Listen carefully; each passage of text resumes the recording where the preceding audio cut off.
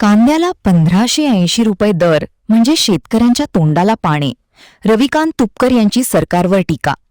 नाशिक जिल्ह्यातील कांदा उत्पादक शेतकऱ्यांसाठी सरकारने 1580 रुपये निर्धारित मूल्य घोषित करून तसा अध्यादेश काढला आहे. मात्र यामध्ये कांदा उत्पादक शेतकऱ्यांचा काहीच फायदा होणार नाही. कांद्याचा 1 क्विंटलचा उत्पादन खर्च 1700 ते 1800 रुपये आहे आणि सरकारने 1580 रुपये निर्धारित मूल्य ठरवून पुन्हा एकदा शेतकऱ्यांच्या तोंडाला पाणी पुसली आहेत, अशी टीका शेतकरी नेते रविकांत तुपकर यांनी केली आहे.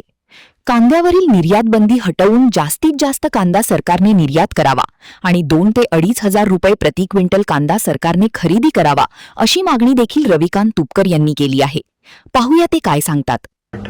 नाशिक जिल्ह्यातल्या रब्बीच्या कांद्यासाठी सरकारनं 1580 रुपये निर्धारित मूल्य घोषित केलेलं आहे आणि 26/5/2026 पासून हा GR लागू केलेला आहे.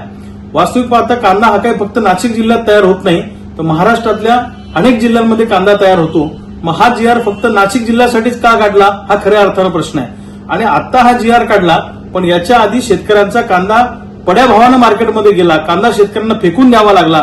बराचसा कांदा आता शेतकऱ्यांच्या हातातून गेलेला आहे आणि हा उशिरा GR सरकारने काढलेला आहे. कांद्याचं 1 क्विंटलचा उत्पादन खर्च हा जवळपास 1700 ते 1800 रुपये आहे. मग 1580 रुपये निर्धारित मूल्य करून प्रोडक्शन कॉस्ट सुद्धा भरून निघणार नाही अशी परिस्थिती आहे. मुळामध्ये कांदा उत्पादकांना दिलासा द्यायचा नाही, फक्त आम्ही दिलासा देतो अशा पद्धतीचा आविर्भाव सरकार त्या ठिकाणी आणत आहे आणि कांदा उत्पादकांचा रोष शांत करण्यासाठी सरकारने हे परिपत्रक काढलेलं आहे.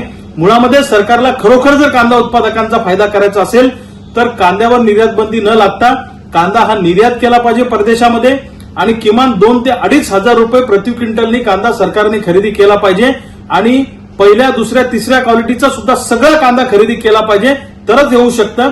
सरकार जेव्हा खरेदीमध्ये उतरतं तेव्हा विशिष्टच कांदा आम्ही खरेदी करू आणि एवढ्याच लिमिटपर्यंत कांदा आम्ही खरेदी करू असं सरकार सातत्यानं सांगतं.